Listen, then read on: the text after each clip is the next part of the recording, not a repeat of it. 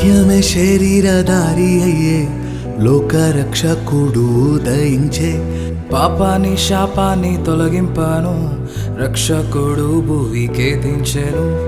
ఊరువాడా వీధులలో లోకమంతా సందడంట. ఆడేదము కొని ఆడేదము అరే పూజించి గణపరిచేదం. చుక్క పుట్టింది ఏలో ఏలేలో సందడి చేద్దామా ఏలో.